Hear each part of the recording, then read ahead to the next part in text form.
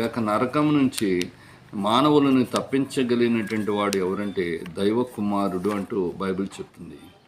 కనుక ఈ దైవ కుమారుడు మన జీవితాల్లో పుట్టాలి, మన జీవితాల్లో ఆయన మరి జీవించాలి.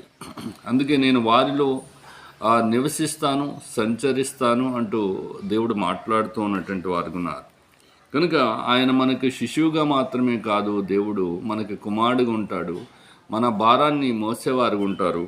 అంతేకాదు ఆయన మన జీవితాల్లో ఆశ్చర్యకరుడుగా, ఆలోచనకర్తగా, బలవంతుడగు దేవుడుగా, మరి నిత్యము ఉండే తండ్రిగా, మరి సమాధానకర్తగా ఆయన ఉంటాడని దైవ గ్రంథం రాయబడింది. ఇవన్నీ కూడా మర్మముతో కూడినటువంటి సంగతులు. అందుకనే 7 అంటే 7 మిస్టరీస్, 7 మిస్టరీస్, 7 రహస్యాల గురించి మనం మాట్లాడుకుంటున్నాం. ఈ రహస్యాల్లో చాలా ప్రాముఖ్యమైన